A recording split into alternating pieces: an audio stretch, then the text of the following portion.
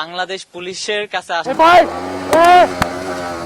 বাংলাদেশ পুলিশের কাছে আসলে আমি চিরজীবন কৃতজ্ঞ থেকে যাব, এত দ্রুত আমার বাইকটা উদ্ধার করতে পারবে। বেসিক্যালি 11 সেপ্টেম্বরে ছিল, আমরা কুমিল্লা থেকে ঢাকা মিরপুর 2 যাই হচ্ছে বাইকটা কেনার জন্য। তো বাইকটা রেডি করতে করতে রাত অ্যারাউন্ড 11টা সাড়ে 11টা বেজে যায়। দেন ওইখান থেকে আমি আবার চলে যাই তেজগাঁওতে, ওইখানে রেস্ট করি প্রায় আধা ঘন্টার মতো আমার একটা ফ্রেন্ডের বাসায়। 12:30টাতে আমরা হচ্ছে কুড়িল বিশ্ব রোড হয়ে 300 ফিটে আসি।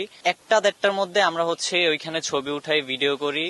তো যেহেতু আমরা চলে আসছি, ওই সুবাদে আমার মাথার মধ্যে প্ল্যান ছিল যেহেতু আমরা কুমিল্লাতে ব্যাক করব, আমরা হচ্ছে মদনপুর দিয়ে বের হয়ে যাব। সো ওই পরিপ্রেক্ষিতেই হচ্ছে আমরা 300 ফিট থেকে রওনা দিয়ে দেই কুড়িল দিয়ে কাঞ্চন ব্রিজ দিয়ে। কাঞ্চন ব্রিজটা পার হওয়ার 5 থেকে 10 মিনিট পরে হঠাৎ করে দেখি 2টা বাইক, 3জন যুবক, একটা ভার্সন 3 ছিল ব্লু কালারের, ও আমাকে 2 থেকে 3বার করে চাপ দেয়। তো চাপ দেওয়ার কারণে আমার মনে কেন জানি একটু সন্দেহ মানে জাগে। দেন হচ্ছে আমি যেহেতু ভিডিও করি, আমার হেলমেটের মধ্যে হচ্ছে একটা ক্যামেরা ছিল, তো ক্যামেরাটার সঙ্গে সঙ্গে আমি হচ্ছে ওপেন করি। ওই ক্যামেরাতে ধারণ করা ভিডিও আপনারা ইতিমধ্যে সবাই দেখেছেন যে আসলে কি কি ঘটেছিল। ওইখানে আমাকে অ্যারাউন্ড 5 থেকে 6টা কোপ দেওয়া হয়। এর মধ্যে আমার হাতের মধ্যে ডাইরেক্ট একটা কোপ লেগে যায়। আর আমার যে ফ্রেন্ড ছিল ফয়সালের মাথার মধ্যে 2টা, হাতের মধ্যে একটা লেগে যায়। ওরা এতটাই হিংস্র ছিল, এতটাই জঘন্য, যা বলার বাহিরে। কি থেকে কি করতে পারে আসলে এটা বলার মতো ভাষা নাই। 999-এ হচ্ছে কল দেওয়ার জন্য একের পরে আমি দৌড়ে